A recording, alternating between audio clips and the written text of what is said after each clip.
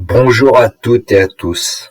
Alors dans cette vidéo, je vais vous parler de la notion de continuité, en fait de fonction continue en un réel ou de fonction continue sur un intervalle. On aura l'occasion aussi de parler de fonction dérivable en un réel ou sur un intervalle. Alors j'ai envie de vous dire que cette vidéo est surtout utile pour le post-bac. Il y a un certain nombre de questions qu'on ne pose plus depuis plusieurs années au bac, en tout cas en France. Mais je pense que c'est une vidéo qui va vous aider pour l'enseignement supérieur, la première année du post-bac, notamment par la rigueur qu'il faut avoir et par une rédaction qui est utile en première année du post-bac. Dans le descriptif de la vidéo, vous trouverez donc un énoncé en format PDF et puis un lien vers mon blog où je continue d'essayer d'améliorer mes divers documents. On va commencer par une activité pour approcher cette notion de continuité. Ensuite, je ferai un petit point de cours. Et enfin, on traitera 2 exercices. Donc l'approche, ça sera un saut à ski. Alors, j'ai beaucoup travaillé cette semaine pour préparer cette vidéo. Alors d'abord, une petite image. Moi, ça me donne le vertige. J'habite près de la mer. J'habite pas du tout près de la montagne. Je connais même pas la montagne en hiver.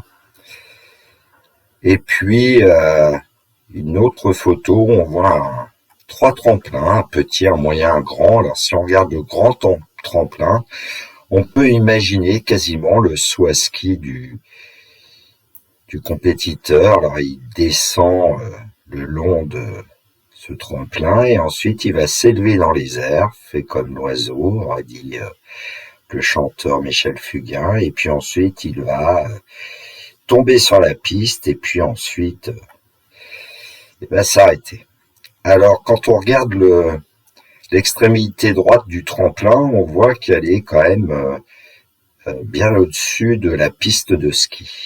Donc dans un premier temps, on va s'intéresser au profil de la piste et dans un deuxième temps, on va s'intéresser à la trajectoire du sauteur. Partie A, le profil d'une piste de saut à ski est modélisé par la courbe C de f, représentant la fonction f définie sur l'intervalle 0,450. Donc j'ai pas mis les unités, mais c'est en mètres. Donc voilà le dessin que j'ai réalisé. Donc on a d'abord la zone d'élan avec le tremplin. Donc le sauteur va passer de A et se diriger vers B.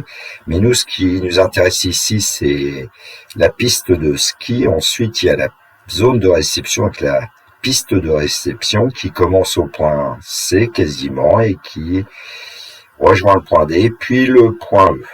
Le segment DE est horizontal. Voilà, je vous donne les coordonnées, les points A de coordonnées 0,100, B 160, C 140, D 350, 0 et E 450, 0. Alors, on considère que les points A, B, D, E appartiennent à la courbe C de F, A, B, D, E. En revanche, le point C n'appartient pas à la courbe C de F. Les petites questions. Question 1, F200 est égal à compléter. Deuxièmement, la limite de la fonction f à gauche en 100 est égale à compléter. Question 3, la limite de la fonction f à droite en 100 est égale à compléter. Évidemment, l'idéal, c'est de récupérer le polycopier et puis que vous essayiez de répondre à ces questions, en tout cas pour les élèves de terminale. Donc correction, la même figure que ce qu'on vient de voir, évidemment avec les mêmes conditions. Alors que vaut f200 ? Quand on regarde la graphie de données, F200 peut avoir peut-être une petite ambiguïté puisque il y a un point C, un point B, mais on nous dit que le point B appartient à la courbe de F, alors que le point C n'y appartient pas, donc F200 est égal à 60, qui est l'ordonnée du point B. La limite, deuxièmement, la limite de la fonction F à gauche en 100, et quand on part de, par exemple, 0 et qu'on se dirige vers 100 par valeur inférieure à 100 et qu'on se déplace sur la courbe, on va aller du point A vers le point B et donc la limite à gauche en 100 de cette fonction f, ça va être l'ordonnée du point B, 60. Voici la réponse. Et la limite de la fonction f à droite en 100 est égal à, troisième question. Alors là, si on considère qu'on se dirige sur l'axe abscisse, on part de 450, on se rapproche de 100. Donc sur la courbe, on va partir par exemple du point d'abscisse 200, on se rapproche de l'abscisse 100, et là on voit qu'on se rapproche du point C qui a pour ordonnée 40, donc la limite de la fonction f à droite en 100 est égale à 40. Alors un certain nombre de remarques. Alors d'abord la limite à gauche de la fonction f en 100 qui vaut 60, c'est aussi f de 100 qui vaut 60. Dans ce cas-là, on dit que f est continu à gauche en 100. Alors dans l'enseignement supérieur, parfois on note f de 100 moins égale f de 100. On n'aurait pas besoin de cette notation a priori en classe de terminale, mais après tout. La limite à droite en 100 de f de x n'est pas égale à f de 100, puisque la limite à droite c'était 40, on l'a vu au-dessus, et puis f de 100 c'est 60. Donc on dit que f n'est pas continu à droite en 100, et on peut noter que f de 100 plus c'est différent de f de 100. F de 100 plus c'est la limite de la fonction f à droite en 100. Donc la limite à gauche n'est pas égale à la limite à droite pour la fonction f. Ça suffirait pour dire que f n'est pas continu en 100. Là, on va le dire un petit peu autrement grâce à la courbe. Dans l'esprit du programme de terminale, la courbe C de f est tracée en levant le crayon au point d'abscisse 100. On dit que la fonction f n'est pas continue en 100. La courbe C de f est tracée sans lever le crayon sur l'intervalle 0-100, attention, ouvert en 100. On dit que f est continu sur l'intervalle 0-100. Alors fermé en 0, mais surtout ouvert en 100. F n'est pas continu en 100. La courbe C de f est tracée sans lever le crayon sur l'intervalle 100-450, ouvert en 100, bon, fermé en 450. On dit que f est continu sur l'intervalle 100-450, ouvert en 100, fermé en 450. Donc là, il faut faire preuve de rigueur sur la façon dont on va notamment noter les intervalles. Alors la partie B. La trajectoire d'un saut est modélisée par la courbe C de S représentant la fonction f définie sur l'intervalle 0-450. On va considérer deux points H et J. Alors H a pour coordonnées 175, 80 et J a pour coordonnées 250. Ils sont placés sur le graphique. Donc voici la trajectoire du sauteur. Il part de A, il va aller vers B, prendre de la vitesse, s'élever en l'air, il va atteindre une altitude qui correspond à l'ordonnée du point H, puis il va tomber vers J, ensuite parcourir peut-être JD, puis ensuite DE, le segment qui est en fait la piste de dégagement, si mes souvenirs sont bons. Alors la fonction S est-elle continue sur 0,450? Question 1. On répondra oui ou non. Question 2, donner les règles dans lesquelles la fonction S n'est pas dérivable. Alors, il faudra regarder le graphique et puis se poser peut-être un certain nombre de questions. Et puis, troisièmement, dresser le tableau de variation de la fonction S sur l'intervalle 0,350. Alors, il n'y a pas d'erreur ici. C'est parce que entre 350 et 450, en fait, la courbe de S est un segment, alors je vais l'éviter. Correction.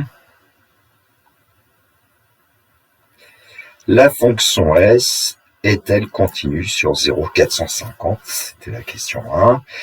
Alors la réponse, vous la voyez, mais pourquoi oui? Alors en fait ici, quand on trace la trajectoire du sauteur, en fait, on trace cette courbe sans lever le crayon. Voilà l'idée. Question 2, donner les règles dans lesquelles la fonction S n'est pas dérivable. Alors, les problèmes de dérivabilité, quand on regarde, par exemple, le morceau de la courbe AB, on a bien le sentiment qu'en chacun des points, on va pouvoir représenter une tangente, qui ne change pas de direction. Même chose entre B et H. En revanche, en H, on a le sentiment que la tangente va changer de direction. Alors c'est à peu près évident puisque quand on arrive par la gauche en H, la fonction est croissante. Par contre, quand on part du point H et qu'on se dirige vers le point J, la fonction S est décroissante et auquel cas la tangente à un point du morceau HJ et pour coefficient directeur un nombre strictement négatif, alors que entre B et H, le coefficient directeur d'une tangente est strictement positif. Donc en H, on dira qu'il y a un point anguleux. On verra ça avec GeoGebra tout à l'heure. Et donc H qui a pour abscisse 175, on considère que S n'est pas dérivable en 175.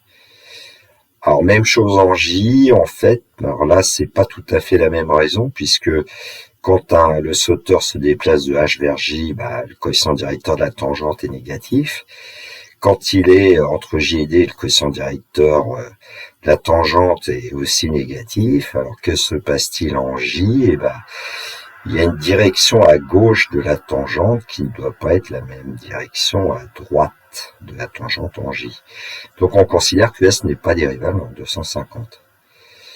Alors ensuite, quand on s'intéresse au point D, la demi-tangente à droite au point D, elle est horizontale, puisque la courbe représentative de la fonction S correspond à une fonction constante, 0. Par contre, la demi-tangente à gauche en D semble avoir un coefficient directeur strictement négatif. Donc, on peut dire aussi que S n'est pas dérivable en 350. Donc, voilà les trois réels de l'intervalle 0,450 dans lesquels la fonction S n'est pas dérivable. 175, 250, 350. Question 3, dresser le tableau de variation de la fonction S sur l'intervalle 0,350. Évidemment, c'est un tableau de variation qui est assez facile à dresser, sauf faut faire très attention. Alors en 100, la dérivée s'annule, puisque ici on a un sentiment que le point B correspond à un sommet de la courbe C de S quand on considère le morceau de la courbe H. Donc en B, il y a une demi-tangente horizontale à droite, une demi-tangente horizontale à gauche. Et puis, les signes, je pense que je vais pas insister sur le signe de la dérivée. On les obtient par exemple avec les variations de S. Donc sur 0,100, S est décroissante strictement, c'est-à-dire pour passer du point A au point B, la courbe descend. Ensuite, pour passer du point B au point H, la courbe monte. Donc, et on passe de la valeur 60 à la valeur 80. Il suffit de lire les ordonnées du point B et du point H. Alors, en 175, on a dit qu'elle n'était pas dérivable, donc on indique une double barre. Vous l'avez vu en classe de première, notamment pour la fonction racine carrée, qui n'est pas dérivable en 0. Et puis, double barre en 250, double barre en 350, et puis les signes moins, parce que sur l'intervalle 175-350, la fonction S est strictement décroissante. Et puis on indique les valeurs, évidemment, l'image de 250, c'est 10, puisqu'on a dit que le point J avait pour coordonnées 250-10. Et en 350, l'image c'est 0. Alors une petite remarque, la fonction S, elle est continue en 175, 250, 350, mais elle n'est pas dérivable en ces trois valeurs. Ce qui veut dire que, par exemple, continu n'entraîne pas dérivable en réel. Cerise sur le gâteau, une animation avec le logiciel GeoGebra. Alors déjà l'animation pour la partie A avec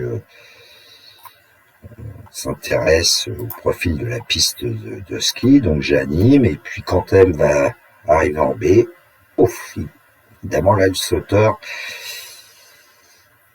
il peut se faire très mal, puisque le dénivelé entre le point B et le point C, c'est 20 mètres, entre 40 mètres et 60 mètres. Donc voilà, la seule rupture, c'est quand le point M atteint le point B. Donc la fonction f n'est pas continue en 100.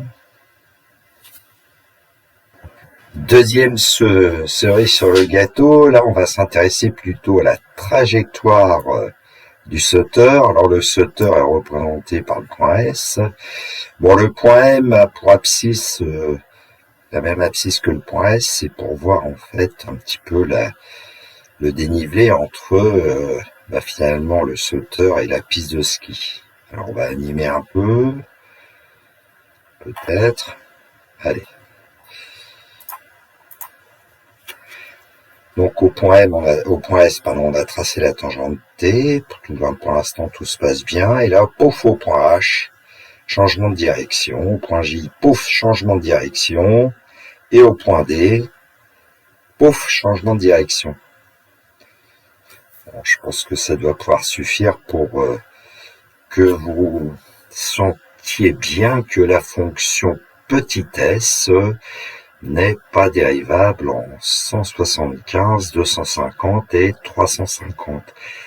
Alors on pourrait le voir aussi avec l'expression de la tangente T que je vous ai indiquée. Je vais arrêter l'animation. Alors on va se rapprocher du point H, et si vous regardez le coefficient directeur de la tangente T, 0,3 pour l'instant, alors c'est peut-être que des valeurs approchées, hein. Donc le coefficient directeur est strictement positif avant la valeur 175. En 175, il est encore apparemment strictement positif. Et là, pouf, on passe à un coefficient directeur strictement négatif. Alors on va essayer de voir la même chose peut-être en se rapprochant de 250. Coefficient directeur pour l'instant négatif, et là d'un seul coup il est aussi négatif, mais on est passé de manière un petit peu, je dirais, violente, de moins 0,5 environ à moins 0,1. Et puis même chose en 350. Alors, on va se rapprocher. Donc là, pour l'instant, le coefficient directeur de la tangente T, c'était un nombre négatif, moins 0,1. J'aurais peut-être pu mettre un petit peu plus de chiffres. Voilà, ça aurait été peut-être mieux ici, en tout cas.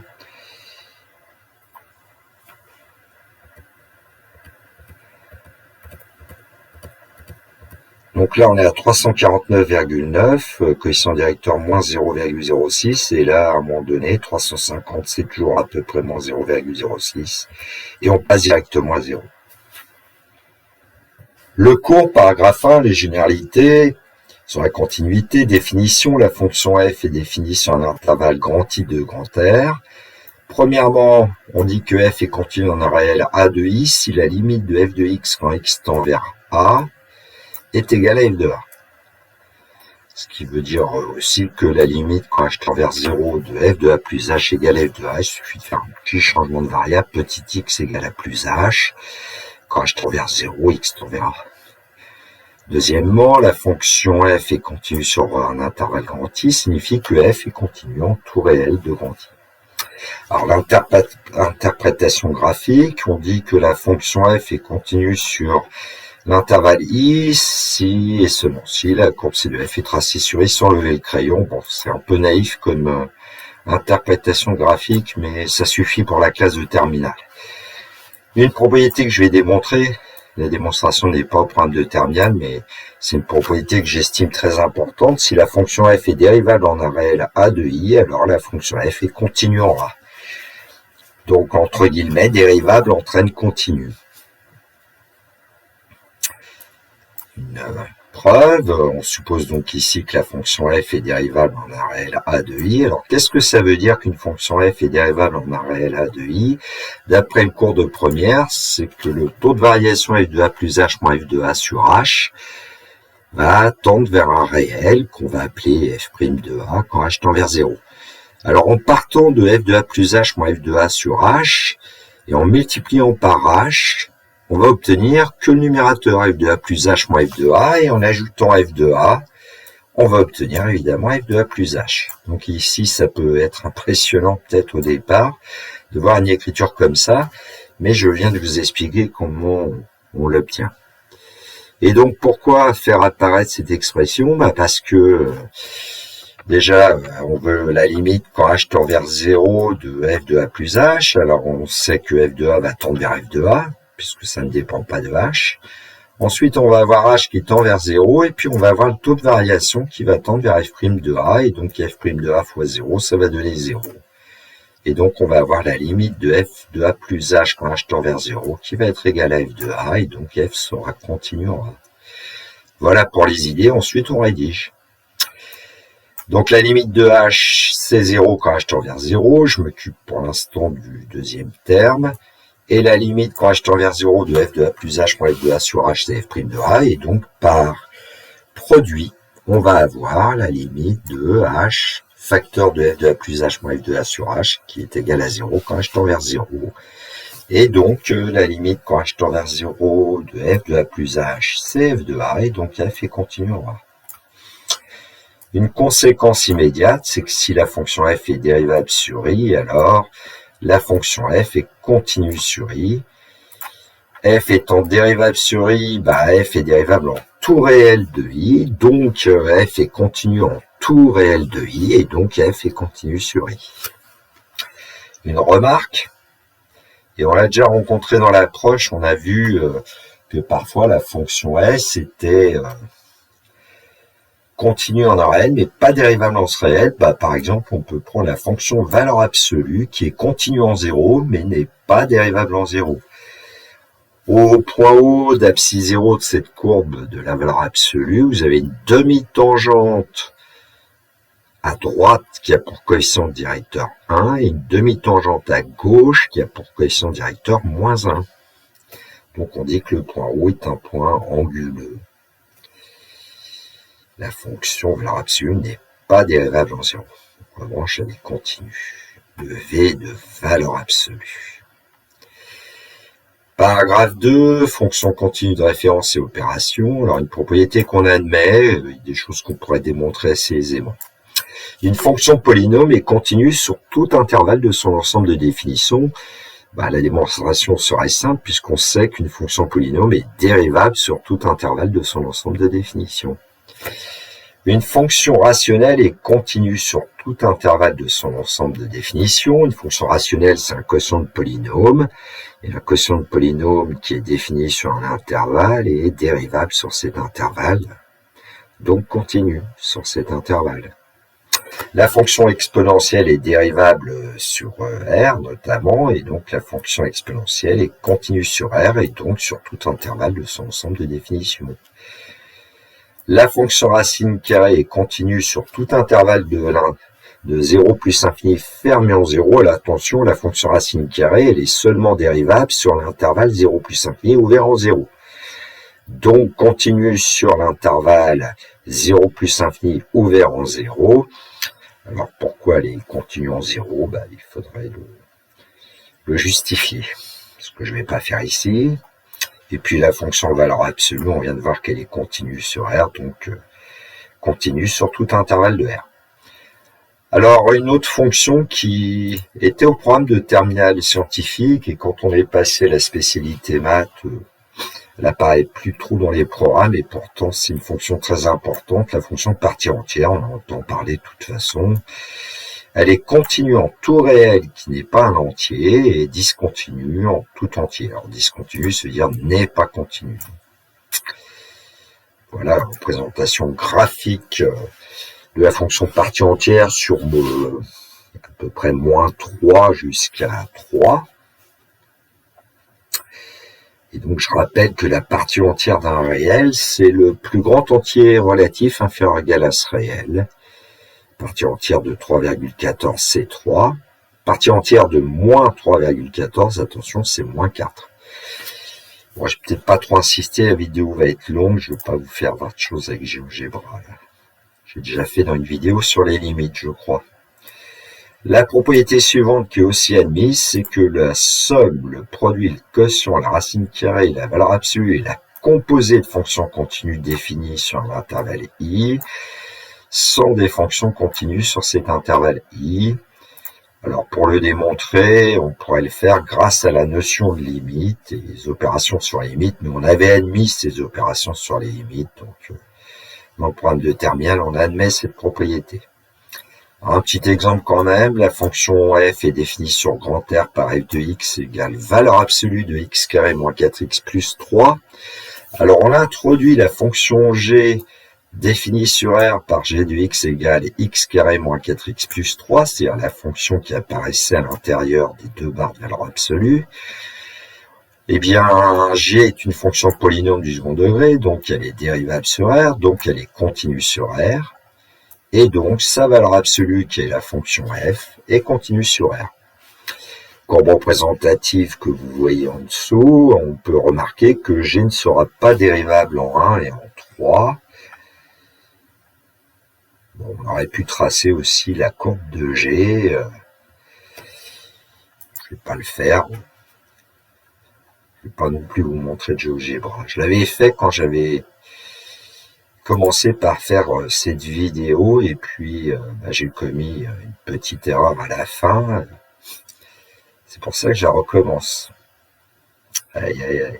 Les exercices. Alors l'exercice 1, issu d'une configuration que j'avais vue dans un manuel de seconde il y a de nombreuses années, que je trouve assez intéressante. Alors on part d'un hexagone ou ABCDE, alors on va mieux voir avec la figure qui est les deux figures qui sont en dessous.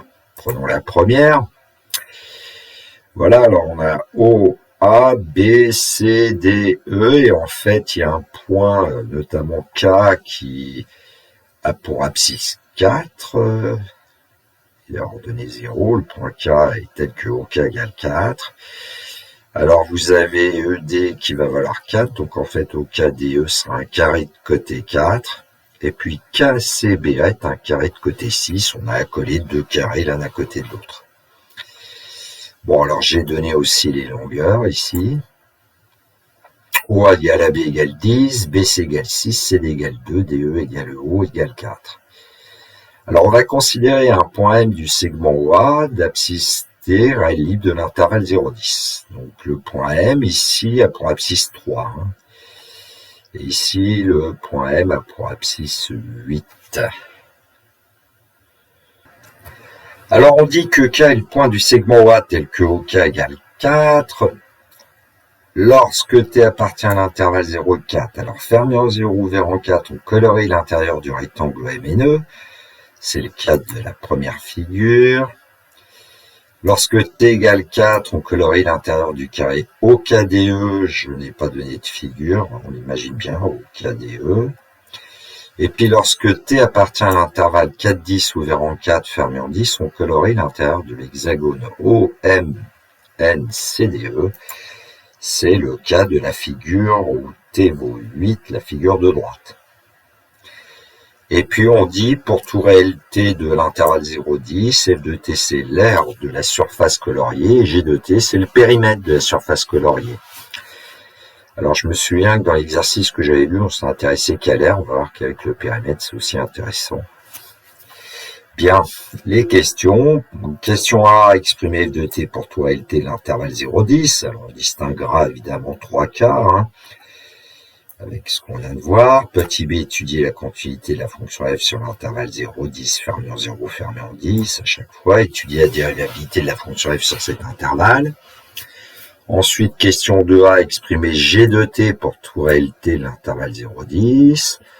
Petit b, étudier la continuité de la fonction g sur l'intervalle 0,10. Et étudier la dérivabilité de la fonction g sur 0,10, c'est la question c.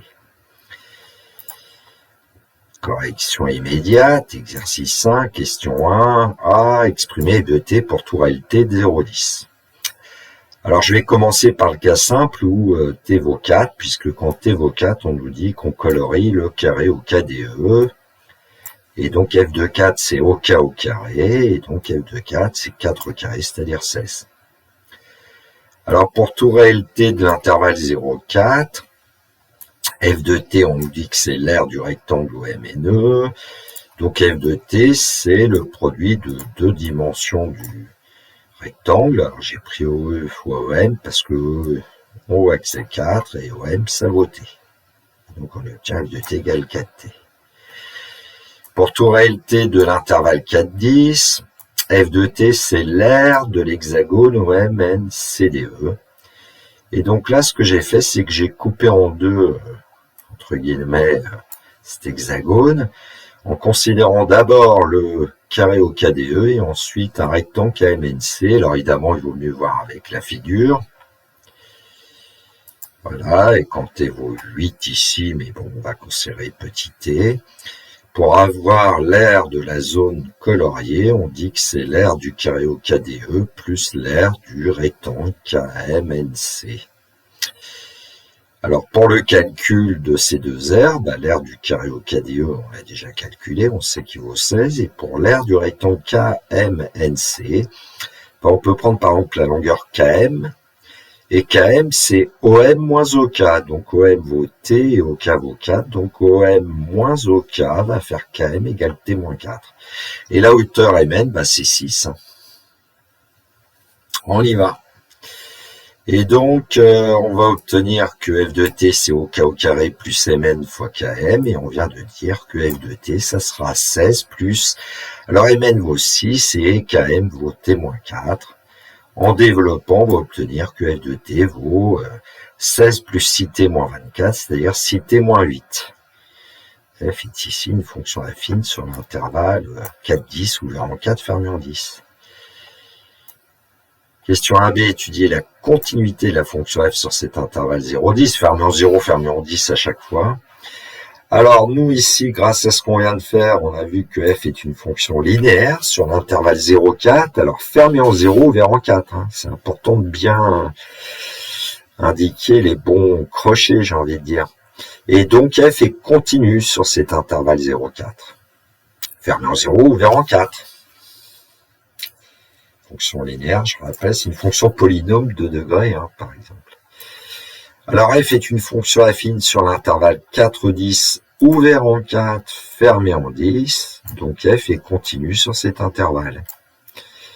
Alors, évidemment, la seule chose qui nous gêne, c'est que se passe-t-il en 4 ? Alors, on va faire une étude au voisinage de 4. La limite à gauche en 4 de f de t, c'est la limite à gauche en 4 de 4t. C'est l'expression qu'on a de f de t quand t est strictement compris entre 0 et 4.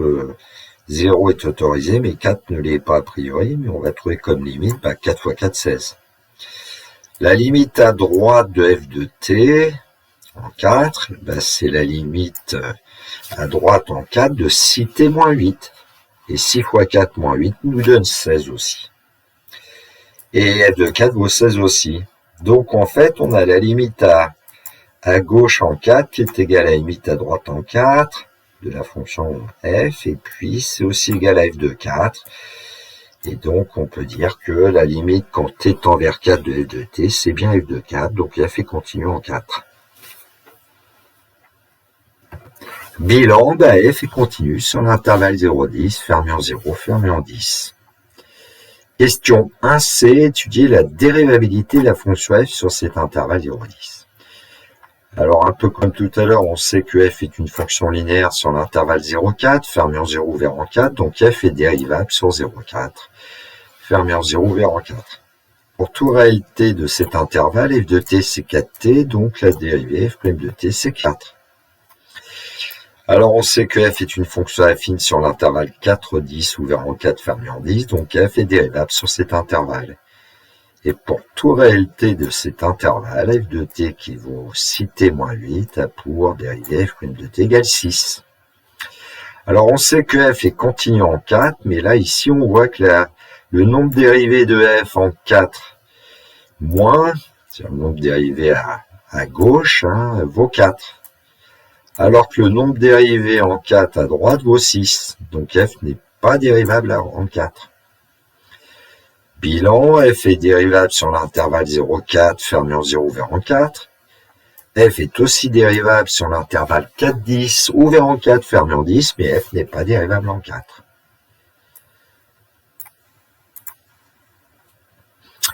Illustration avec le logiciel GeoGebra. Donc voici la configuration dans le graphique 1 et dans le graphique 2, en fait, j'ai placé un point S d'abscisse petit t et d'ordonnée f de t. Et puis en ce point S, j'ai construit la tangente t à la courbe représentative de f. Puis ici, le point d'abscisse le point W, c'est le point d'abscisse 4 et d'ordonnée 16. Allez, petite animation pour le plaisir des yeux.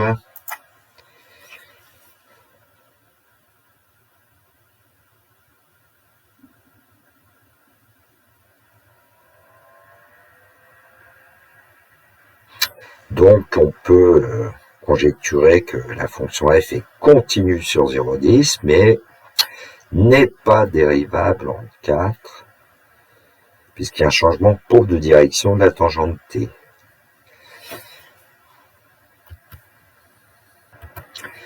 Donc j'ai placé le curseur en une valeur un peu inférieure à 4, t, je vais le déplacer tout doucement, et dans le graphique 2, vous pouvez regarder l'expression de l'équation de la tangente.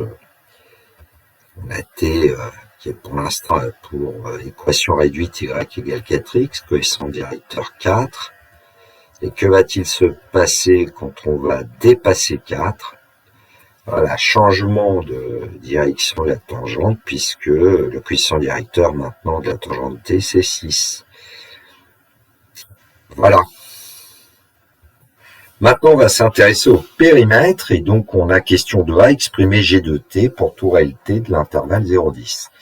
Alors d'abord, en 4, G de 4, c'est le périmètre du carré au KCD, donc c'est 4 fois au K par exemple, et puis donc 4 fois 4, ça nous donne 16 pour G de 4. Pour tout réel t de l'intervalle 0,4 fermé en 0 ouvert en 4, G de t, c'est le périmètre du rectangle OMNE. Et donc G de t, c'est 2 fois OM plus 2 fois E, 2 fois longueur plus 2 fois largeur si on veut. Et donc G de t, c'est 2t, puisque OM vaut t, et que OE vaut 4, donc on obtient 2t plus 8. Pour tout réel, tiens, t a disparu, t de l'intervalle 4, 10, ouvert en 4, fermé en 10. G de t, c'est le périmètre de l'hexagone OMNCDE. Alors, j'ai dit que c'était G de t, OM plus MN plus NC plus CD plus DE plus EO. Alors, OM vaut t, on le sait. MN, vous pouvez vérifier, c'est 6, on l'a déjà dit. NC, c'est T-4. CD, c'est 2. DE, c'est 4. Et puis EO, c'est 4. On va confirmer avec la figure, mais je pense que là, il n'y a pas photo. Donc G de t, en calculant, ça fait 2t plus 12. Question 2b, étudier à continuité la fonction f sur l'intervalle 0,10. Alors G est une fonction affine sur l'intervalle 0,4, fermé en 0, ouvert en 4, donc G est continue sur cet intervalle. G est aussi une fonction affine sur l'intervalle 4,10, ouvert en 4, fermé en 10, donc G est continue sur cet intervalle. Donc, il nous reste à étudier ce qui se passe quand t tend vers 4. Alors, d'abord, la limite quand t tend vers 4 par valeur inférieure de G de t, c'est la limite de 2t plus 8. Et 2 fois 4 plus 8 nous donne 16. Et 16, c'est G de 4. Donc, G est continue à gauche en 4. La limite de G de t quand t tend vers 4 par valeur supérieure, c'est la limite quand t tend vers 4 par valeur supérieure de 2t plus 12. Et là, on obtient 2 fois 4 plus 12, 20. 20, ça n'est pas 16, donc G n'est pas continu à droite en 4. La limite à gauche de G en 4 n'est pas égale à la limite à droite, donc G n'est pas continu en 4. Donc, bilan, G est continue sur l'intervalle 0,4, fermé en 0, ouvert en 4. Elle est continue aussi sur l'intervalle 4,10, ouvert en 4, fermé en 10, mais G n'est pas continue en 4. Question 2c, étudier la dérivabilité de la fonction G sur l'intervalle 0,10. Donc, on a vu que G est une fonction affine sur l'intervalle 0,4, fermé en 0 ouvert en 4, donc G est dérivable sur cet intervalle. Et puis sur cet intervalle, G de t c'est 2t plus 8, donc G' de t égale 2. G est une fonction affine sur l'intervalle 4-10, ouvert en 4, fermé en 10, donc G est dérivable sur cet intervalle. Et pour tout réel t de cet intervalle, G de t c'est 2t plus 12, donc G' de t c'est 2. Alors, quand on voit ça, on se dit, ah, bah, peut-être qu'elle serait dérivable en 4, finalement, la fonction, puisque le nombre dérivé de la fonction g à gauche, c'est 2, le nombre dérivé de la fonction g à droite, c'est aussi 2, sauf que g n'est pas continu en 4, donc g ne peut pas être dérivable en 4, par contraposé de la propriété qui nous disait que si g est dérivable en un réel, alors g est continu en ce réel, et par contraposé, g n'étant pas continu en un réel, et bien alors, G ne peut pas y être dérivable en ce réel. Et donc, le bilan, c'est que G est dérivable sur l'intervalle 0,4, fermé en 0, ouvert en 4. G est aussi dérivable sur l'intervalle 4,10, ouvert en 4, fermé en 10, mais G n'est pas dérivable en 4. Animation avec GeoGebra maintenant. Alors, j'ai colorié les côtés du rectangle MNE ici quand t comprend entre 0 et 4 en vert, et puis voilà, de l'hexagone OMNCDE en vert aussi quand t comprend entre 4 et 8. C'est pour ça que vous voyez ici que j'ai colorié la courbe de G en vert sur le graphique 2. Alors il y a un point P d'abscisse t et d'ordonnée évidemment G de t. Animation.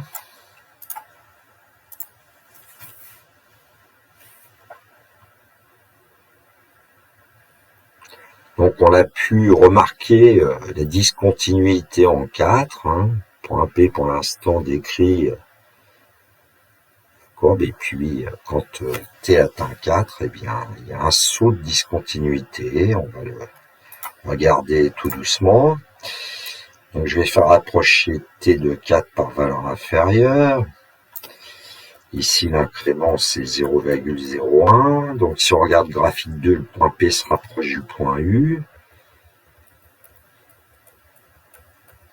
Jusqu'à t égale 4. Et là en t égale 4, P confondu avec ce point U. Le point U c'est le point de cordée 4,16 et le point V c'est le point de cordée 4,20. Et quand on va passer une valeur de t supérieure à 4, voilà le décrochement. Donc là, le point P n'est pas tout à fait en V, puisque P a pour coordonnée 4,01, 20,02, alors que V a pour coordonnée 4,20. Mais bon, puis ensuite, voilà. Alors on pourrait dire que la fonction G est dérivable à gauche en 4, mais n'est pas dérivable à droite en 4. Alors, dans le polycopier, vous trouverez bien sûr les courbes représentatives de petit f et de petit g. Exercice 2. Alors, la fonction f est définie sur l'intervalle 0 plus infini fermé en 0 par f de x égale 16 racine carrée de x moins 4x carré. Question 1, déterminer la limite de la fonction f en plus l'infini. Question 2, à expliquer pourquoi la fonction f est dérivable sur l'intervalle 0 plus infini. Alors attention, ouvert en 0 ici. Petit b, la fonction f est-elle continue sur l'intervalle 0 plus infini, ouvert en 0, justifié. Question 3, montrer que la fonction f est continue en 0. Question 3b, la fonction f est-elle dérivable en 0, justifié. Question 4, étudier les variations de la fonction f sur l'intervalle 0 plus infini fermé en 0. On dressera le tableau complet des variations de la fonction f sur cet intervalle. Question 5, on donne la courbe représentative de la fonction f sur l'intervalle 0 plus infini fermé en 0.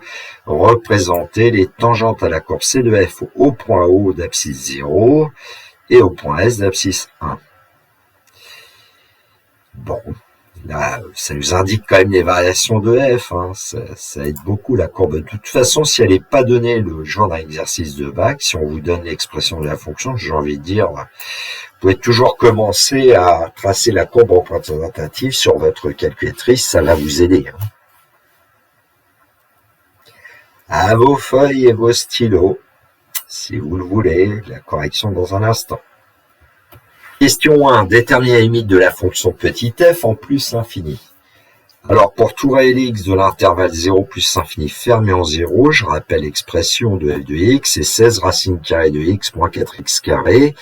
Alors, pour la limite en plus l'infini, on va avoir un problème puisque le premier terme, 16 racine carrée de x, tend vers plus l'infini, puisque racine carrée de x tend vers plus l'infini et 16 est strictement positif. Si je prends 4x carré, 4 fois plus l'infini au carré, ça va tendre vers plus l'infini. On a une forme indéterminée, plus l'infini, moins plus l'infini.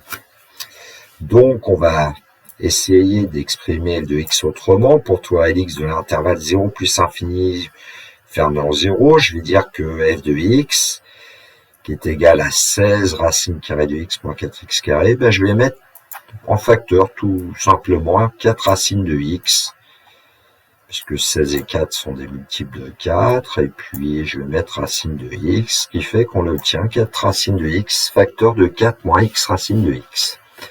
Alors on va voir que cette factorisation va suffire.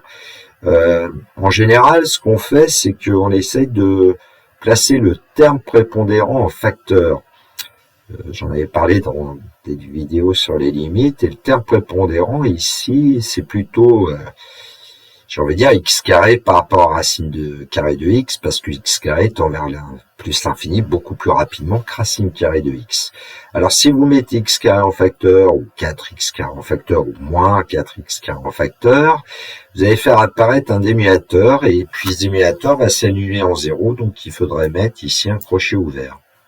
Bon, à vous d'essayer de le faire comme je vous l'indique là. Moi, je vais utiliser tout simplement cette factorisation. Alors, pourquoi elle va suffire? Bon, racine carrée de x tend vers plus infini quand x tend vers plus infini. Multiplié par 4, ça va tendre vers plus infini pour le premier facteur. Et puis, pour le deuxième facteur, quand x tend vers plus infini, x racine de x va tendre vers plus l'infini. Et donc, 4 moins x racine de x va tendre vers moins l'infini. Et plus l'infini multiplié par moins l'infini, ça donne moins l'infini. Donc, il n'y a plus de forme indéterminée ici. Donc, ça marche. Il n'y a plus qu'à rédiger. Allez, quand x tend vers plus infini, x tend vers plus infini. Et racine de x tend vers plus infini. Donc, par produit, x racine de x tend vers plus infini. Et donc, 4 moins x racine de x va tendre vers moins l'infini. Donc, on sait que 4 racine de x tend vers plus infini, parce que racine de x tend vers plus infini, et puis 4 moins x racine de x tend vers moins l'infini.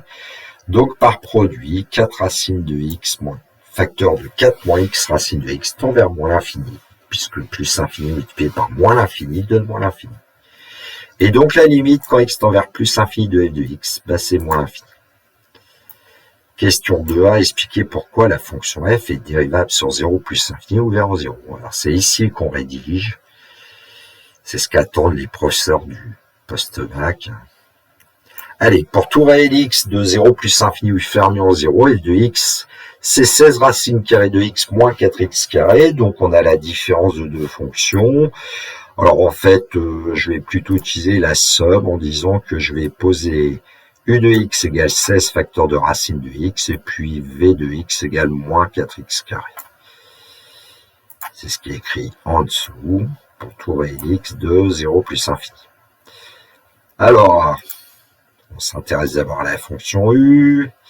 On voit que c'est 16 racine carrée. La fonction racine carrée, on sait qu'elle est dérivable sur 0 plus infini ouvert en 0. Attention, elle n'est pas dérivable en 0, la fonction racine carrée.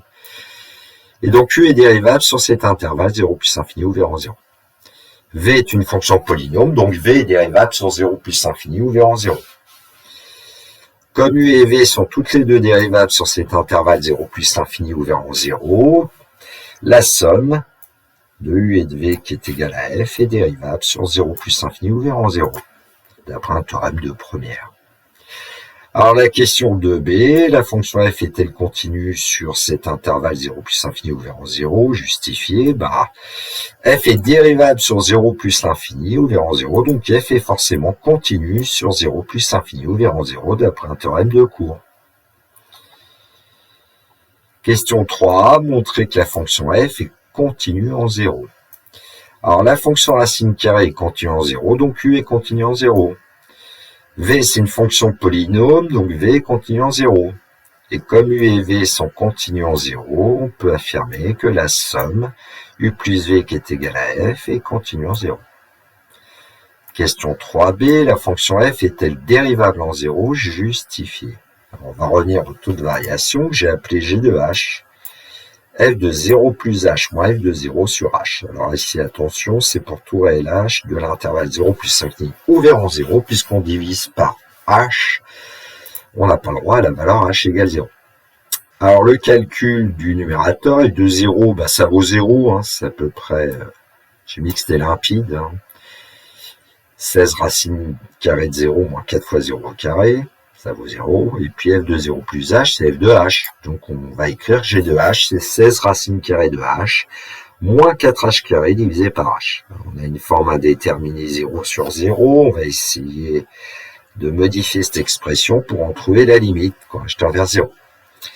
J'ai coupé la fraction en deux. J'espère que vous comprenez ce que ça veut dire. Quand on a a moins b divisé par c, c'est aussi a divisé par c moins b divisé par c. Et donc, g de h, c'est 16 racine carrée de h divisé par h moins 4h carré divisé par h. On simplifie. G de h va être égal à 16 sur racine carrée de h moins 4h. Ouais, il faut se souvenir, par exemple, que racine carrée de h sur h, c'est 1 sur racine carrée de h. Et cette expression, on va pouvoir en trouver la limite. Parce que quand h tend vers 0, moins 4h va tendre vers 0, et puis 16 sur racine carrée de 0, c'est 16 sur 0 plus, c'est plus l'infini. Et plus l'infini plus 0, ou plus l'infini moins 0, ça donne plus l'infini. Il n'y a plus qu'à rédiger. Donc la limite du premier terme, 16 sur racine de h, quand h tend vers 0, c'est plus l'infini. Et la limite du deuxième terme, moins 4h, c'est 0, quand h tend vers 0, et donc la limite de la somme, c'est plus l'infini, quand h tend vers 0. Ce qui veut dire que la limite, quand h tend vers 0 de g de h, c'est plus infini, donc la limite du taux de variation de la fonction f entre 0 et h, c'est plus l'infini. Plus l'infini, ça n'est pas un nombre réel, donc la fonction f n'est pas dérivable en 0. Cependant, quand on a obtenu une limite du taux de variation qui est soit plus l'infini, soit moins l'infini, ici en l'occurrence c'est plus l'infini, on sait que on peut dire que la courbe C de f possède une demi-tangente verticale en son point d'abscisse 0, qui est en fait le point haut. Question 4, étudier les variations de la fonction f sur l'intervalle 0 plus infini fermé en 0, et on dressera le tableau des variations complet. Alors on sait que pour tout réel x, attention ici de 0 plus infini ouvert en 0, f de x égale 16 racine carrée de x moins 4x carré. Alors pourquoi j'ai dit attention? Parce que la fonction racine carrée n'est dérivable que sur 0 plus infini ouvert en 0. Donc f' de x, c'est en fait 16 multiplié par 1 sur 2 racine de x, que j'ai écrit tout de suite, 8 sur racine de x. Moins la dérivée de 4x carré, moins 8x. Et là, j'ai mis en facteur 8 sur racine carrée de x. Ça nous donne f' de x égale 8 sur racine carrée de x, facteur de 1 moins x racine de x. Alors, le premier facteur est visiblement strictement positif, puisque le numérateur et le dénominateur le sont. Donc, on peut dire que f' de x a le même signe que 1 moins x racine de x. Alors, comment étudier le signe de 1 moins x racine de x? Il y a plusieurs façons de faire. Alors, en fait, je vais vous en proposer une. Je vais essayer de résoudre une équation f' de x est plus grand que 0. Et puis, on va travailler par équivalence. Ça signifierait que 1 moins x racine de x est plus grand que 0. C'est-à-dire x racine carrée de x est plus petit que 1.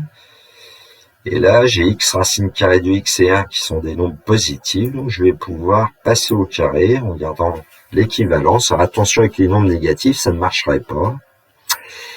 Et puis, je garde aussi le sens.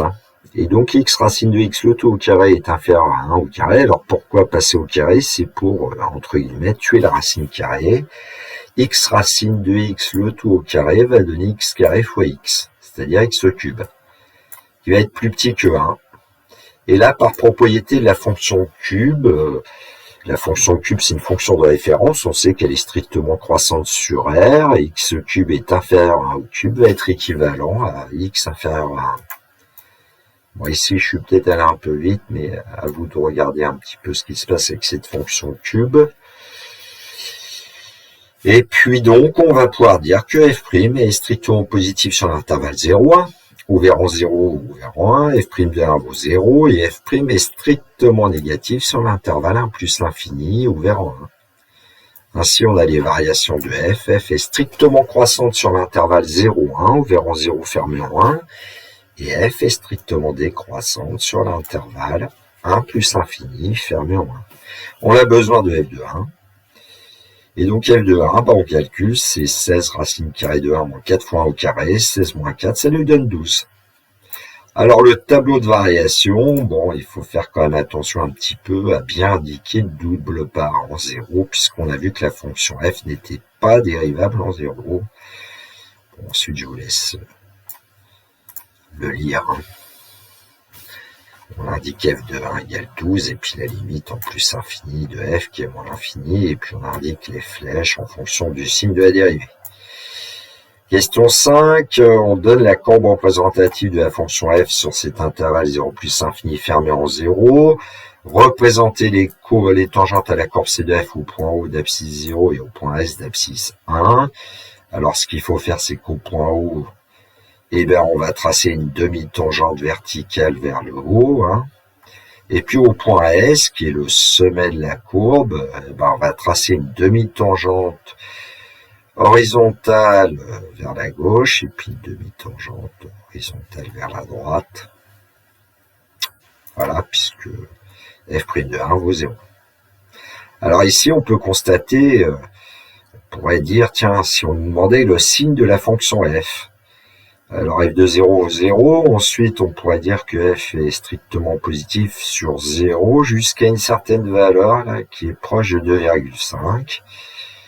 Cette valeur qu'on pourrait appeler alpha, telle que f de alpha égale 0.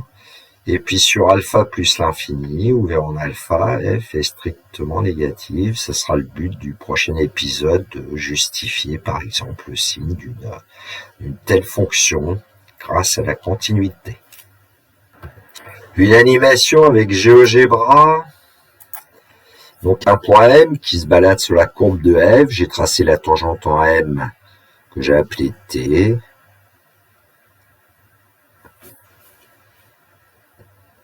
Donc on va aller un petit peu moins vite après là. Voilà, quand T prend la valeur 0, GeoGebra ne la trace même pas cette tangente. Parce que f n'est pas dérivable en 0. Alors nous, on sait qu'il y a une demi-tangente verticale, mais GeoGebra, il n'arrive pas à la construire. Et puis, en fait, quand on a bien t égale 1, hop, tangente horizontale au point S. Voilà. Et puis, avec les coordonnées du point M, on pourrait constater que quand M prend la valeur 2.5, l'ordonnée de M est strictement positive, et en 2.6, l'ordonnée de M est strictement négative. Donc, voilà, la fonction f va s'annuler en une valeur alpha qui est strictement comprise entre 2,5 et 2,6. À voir au prochain épisode. Voilà, il me reste à vous souhaiter une très belle journée. Surtout, prenez bien soin de vous, que la force soit avec tous ceux qui étudient. Comme moi, je veux continuer à étudier. Si vous appréciez un petit pouce levé, m'encourage. Si vous avez besoin de m'envoyer un message, n'hésitez pas. Je pourrais faire aussi des vidéos en maths expert, par exemple. Il me reste à vous dire le classique au revoir.